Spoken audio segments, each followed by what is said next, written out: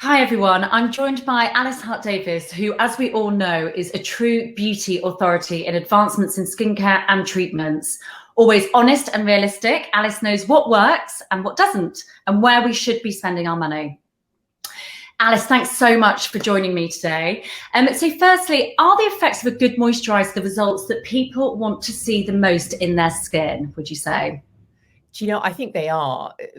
I feel we can often forget moisturizing in the sort of excitement of all the other ingredients we have coming through at the moment. You know, it can all be about acids or hydrating serums or protecting stuff or retinoids at the other end of the day. But if we don't moisturize, our skin is really missing out, because that's what's going to give us the plumpness, improve the skin barrier, really seal in that hydration.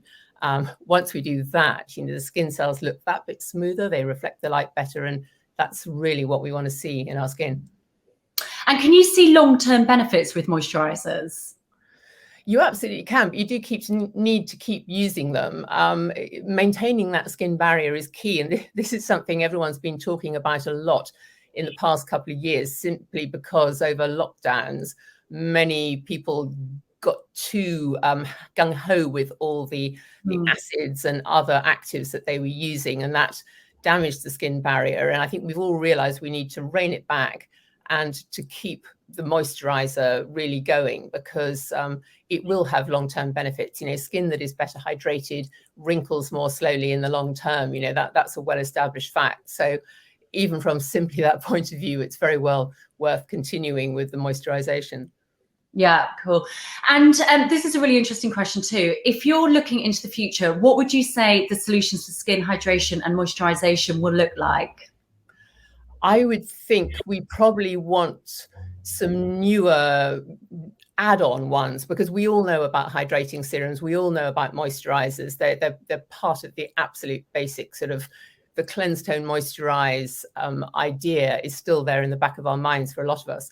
So what else could we do? And I think it's going to be things like supplements that can genuinely help build hydration in the skin. And by that, I mean things like collagen supplements, because those have been shown to improve the collagen formation in the skin. If your skin is firmer and has more collagen, it can hang on to water better, so the hydration is better.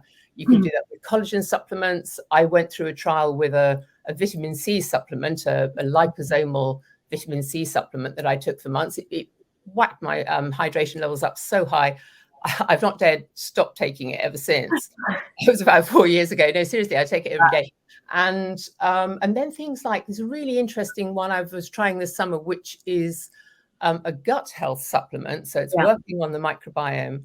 And by improving the microbiome, the company's clinical research has been measuring 7 signs of aging on the skin on women aged 30 to 60 over the course of 12 weeks. And it showed that they had many skin improvements, presumably from taking this supplement, as that was the only thing they were doing differently. And one of the key ones there was hydration. So that's really exciting. I think that by improving our gut health, which we all know we need to do and we want to do for the massive, global, all over ourselves health benefits that we need, you can actually help moisturize your skin too. Yeah, that's really interesting. Do you take probiotics every day? They're a special mix of probiotics, postbiotics, prebiotics. Maybe not. There are two of the three. I get a bit hazy, but this is a particular mix. I don't know if you want me to name the brand, but because they've got the clinical research behind it, I've been taking that with some dedication, and I have been seeing improvements in my skin. I've just done a Visier thing, and it's that and the company's skincare. Somehow it's made a really good improvement over the summer, at a time when I haven't actually been doing any hydrating or other tweakments. So yeah, that's really interesting, Alice. So in terms of injectable moisturizers and skin boosters, what would you say you'll see in the future in terms of moisturization? Yeah, I mean, these have been massively popular. You know, it's a whole category of tweakment, if you like. They're not fillers, but they're made from hyaluronic acid and amino acids. They're injected quite superficially in the skin. This is things like Profilo, like Folite, like Restylane skin boosters, like Belotero Revive. You know, so there are lots of different brands, and they all prickle these things into the skin, and it sits there beneath the skin. It's like having a hydrating serum below the surface of your skin that is there for a month or two genuinely stimulates remodeling of the skin. I mean, these things are more properly called bioremodeling agents, and that improves collagen, improves hydration, etc., etc. So you've got things like that, but then that does involve, they do involve needles. A lot of people aren't keen on that.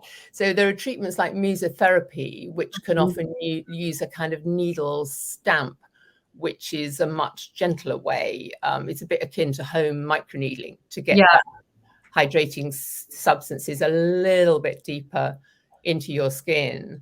And then there are some companies which have, I mean, these things, the other thing I wanted to mention, that some companies, what they've been doing is creating like little patches. They look like those stick-on eye patches, but on the underside, they have a lot of little prickly darts, and they're tight, but they just penetrate the surface of the skin enough that you wipe them on, then you take them off and put on a hydrating solution, which obviously gets that little bit deeper into the skin. And interestingly, those ones are called by a firm called Radara. They are still available, but there have been a couple of other companies that since have made even cleverer ones where the patches had the little darts under them, but the darts were made of compressed hydrating and skin renewing ingredients. So when you prickle them into your skin, you press them on, they just felt like a very light sort of prickle. Those ingredients then dissolved in the moisture in the top layers of your skin into the skin and produced amazing results by the company's clinical trials. But two of the brands that I know I was writing about 3 years ago, they're not available anymore. So I suspect they were maybe ahead of their time, but I think we may get back to that. You know, we're keen enough to lie on those bed of nails acupuncture mats, you know, aren't we? So this is kind of skincare equivalent, but it is actually breaking the surface of the skin, but in such a minor way, but to get genuinely effective ingredients right into the skin. And I think it will be telling that kind of story and getting it across that will be very interesting in future. Yeah, that's so interesting. Thank you so much, Alice. And there's just one more question. There are a lot of brands watching this. So what is your top tip for skin innovation moving forward? You're all innovating like mad anyway. I think the key thing is getting your messages across to the consumer, because the trouble is the market is utterly saturated. We all know that. Journalists like myself are confused by trying to work out the difference between one product and another. Formulators are confused. You know, how confused the consumer is, I dread to even think. So where you will really, it's not innovating in terms of product, but where you can really cut through is by telling a story that will engage that consumer and make them understand and trust your brand. I think that's where the cut through comes, because I feel often brands are talking at this level about their stuff. They've got a story of various lines, maybe it's ingredients, maybe it's sustainability, whatever, and the consumer's hearing something along here. So it's absolutely passing like ships in the night. And then we end up sort of following whatever some celebrity has picked up, and everybody wants to know what journalists like me think, whether this celebrity skincare is amazing. And you think this is all completely off the subject. But if as brands, you can communicate effectively with your audience in a way that they will understand and trust you, I think that's where the real cut through will be. Absolutely. Thank you so much, Alice. That's absolutely fascinating. Thank you for your time. You're so welcome.